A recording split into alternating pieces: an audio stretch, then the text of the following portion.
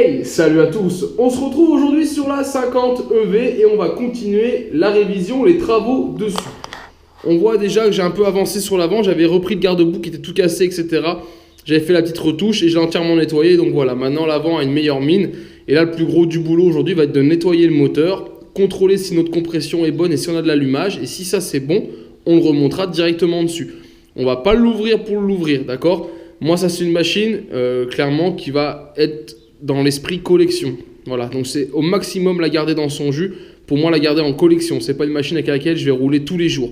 Donc voilà, je vais contrôler le moteur. S'il est bon, qu'on a une bonne compression de l'allumage, on la fera rouler avec ça pour le peu de fois où elle roulera avec. Si vraiment on a un problème, on le démontera pour le réviser entièrement.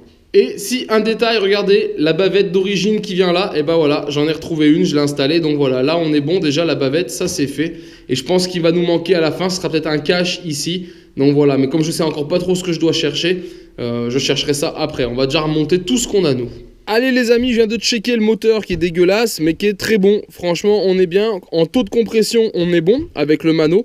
Donc là, on a une bonne compression, pas besoin d'ouvrir pour faire une segmentation ou autre. Et on a bien de l'allumage, donc voilà. Il y a juste là sur l'allumage, alors regardez, on voit le vilo qui arrive à ras du carré. Je sais pas si c'est normal ou pas là-dessus. Aucune idée. Bon, pour l'instant, on va le laisser comme ça, le temps que je me renseigne. Mais voilà, je vais démonter les carters. On va nettoyer tout l'extérieur du moteur pour avoir quelque chose d'un petit peu plus propre. Mais ce qui est de l'intérieur du moteur, on va le laisser tel quel. Parce que là, on est franchement bien.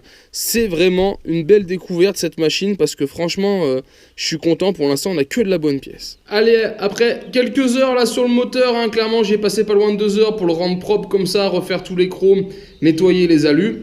J'ai aussi nettoyé l'axe, la douille, etc. Donc on va le remettre en place. J'ai aussi démonté le sabot qui a été repeint. Voilà. J'ai le bon cache-courroie qui va venir après sur le côté. Donc voilà, toutes ces pièces sont prêtes. Donc là, ce qu'on fait, c'est qu'on va remettre l'axe, remettre le ressort moteur et adapter. Parce que mon support sur le moteur était complètement tordu. Et on était à côté du ressort. Donc je l'ai redressé, comme je pense être à l'origine, à la base. Et donc voilà, je vais le mettre en place, faire une petite présentation à blanc. Et si c'est bon, on pourra le monter. Allez, voilà, j'ai mis l'axe central. Donc là, on est bon. Et maintenant, on va nettoyer et venir installer le ressort. Et un nouveau point de vue les amis, alors je vous fais que quelques points de vue parce que j'ai pas vraiment le temps, j'essaye d'avancer un maximum aujourd'hui, hein. J'ai pas beaucoup de temps devant moi, donc voilà, j'essaye d'avancer ça aujourd'hui pour en faire un maximum de façon à la mettre bientôt sur la route. Donc voilà, le ressort est remonté, donc tout est bien droit, j'avais bien tout détordu, donc là c'est nickel.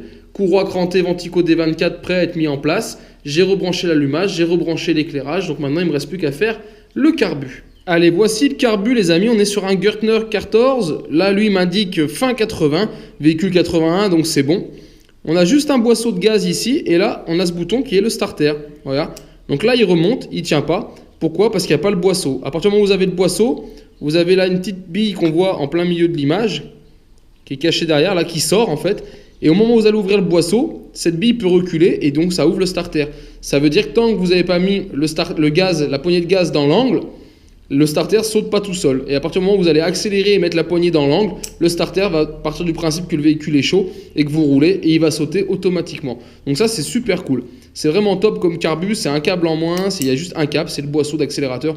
Franchement c'est le top. Ça ces carbus là, moi je trouve c'est génial.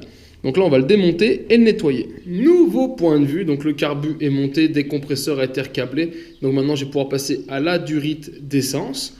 Et puis après, surtout, il faudra remonter le pot. Donc là, quelques pièces à nettoyer et à peindre avant de les remonter. Allez, voilà, je suis bien content, ça prend forme. Les couleurs, c'est presque bien revenu. On voit, il y a quand même des différences. Ça, c'est du plastique tâté dans la masse, ça, c'est de la peinture. Mais en ayant bien tout nettoyé, on arrive quand même à avoir quelque chose de cohérent. Je vais juste redémonter mon garde-boue avant, car j'ai oublié ce petit entretoise qui va juste dessous, de façon à avoir une portée plate pour pas que ça force. Donc voilà, je l'avais complètement zappée, donc elle était dans ma boîte de pièces, donc je vais démonter et la remettre. Hop, pardon, elle est tombée. Et puis voilà, donc là on sera bon pour ce côté-là. Il me manquera le cache-courroie qui est en peinture qui va arriver parce qu'à l'origine il est noir. Donc j'en ai un d'origine mais qui n'est pas noir, donc je le repeins. Le cache qui vient ici, une espèce de cache en plastique, ça, je ne sais pas où est-ce que je vais le trouver, ça viendra sûrement avec le temps. Et dans un premier temps, on fera 100. Et après, je vais pouvoir la tourner et finir l'autre côté. Et si une dernière chose pendant que je suis de ce côté, c'est que je suis en train de retirer des câbles que je graisse et je remets des câbles neufs, voilà. J'ai pu sauver les gaines. Pour le décompresseur et le boisseau, j'ai pu garder les 2 câbles d'origine. Et là, pour les 2 freins, je mets 2 câbles neufs. Voilà. Comme ça, je fais des bons réglages. Et puis voilà, c'est des machines qui sont faites pour aller dans les chemins. Donc autant avoir de bons freins. Mais sinon, le reste, j'ai pu le sauver. Voilà, là, clairement, il fallait les changer. Celui-là était un peu abîmé, le frein avant pareil, donc on remet du neuf. Et voilà, ça va quand même mieux avec la cale. On voit tout à l'heure, c'était collé. Maintenant, on a bien la cale en caoutchouc hein, qui fait office d'amortisseur. Donc voilà, ça permet d'avoir une bonne portée plate là au niveau du serrage. Donc là, c'est tout bon. Allez, je continue à avancer tout ce que je peux faire et je vais remettre de l'autre côté ce cache allumage. Voilà une pièce d'époque que j'avais dans mes stocks, car d'origine c'est bien le noir comme ça, plastique, qui va sur la 50V. Allez, j'ai décidé d'attaquer ici la chaîne qui est derrière, là c'est donc la chaîne vélo, on va dire la chaîne pédalier. Et il me manque un tendeur, donc j'ai la chance d'avoir un petit peu tous les tendeurs Tobec en neuf, vous voyez. Des pièces d'époque sous blister ou pas, hein. Mais donc voilà, en voilà un par exemple, voilà, je l'ai sous blister ou non. Voilà, parce que un que je vais peut-être déjà sortir ou démonter. Mais donc voilà, on va pouvoir monter cette pièce-là en neuf. Et comme ça, on sera nickel au niveau de la chaîne vélo. Allez, je vous le filme de ce côté, on voit pas très bien. Mais voilà, le montage est terminé. Et là, ça fonctionne, il n'y a pas de souci. Hein. Donc voilà, on va pouvoir s'en servir pour démarrer ce qu'on n'avait pas à l'époque. Il fallait démarrer à la poussette.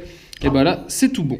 Allez, voilà les amis, donc on va en rester là pour cette vidéo, deuxième partie de révision. Il me reste juste la peinture à faire de quelques pièces. J'ai commencé à ajuster l'échappement derrière pour voir si tout allait bien et pour voir si tout correspondait bien. Donc un petit montage à blanc, c'est tout bon. Je vais repeindre 2-3 pièces en noir mat qui ont été légèrement piquées et je la remonte complètement. Donc du coup, pour vous, ça sera à voir dans une prochaine vidéo. Hein. Je vous laisse un petit peu d'attendre quand même que vous ayez la surprise de voir cette 50 EV entièrement révisée. Donc elle ne sera pas complète à 100% lors de la vidéo tuto, mais je vous en reparlerai. En tout cas, j'espère que ce projet, ce modèle vous plaît. Et si c'est le cas, je vous invite à partager et liker la vidéo. Et on se retrouve donc en attendant sur ma chaîne 100% Mobility Youngtimer pour d'autres vidéos tuto et présentations.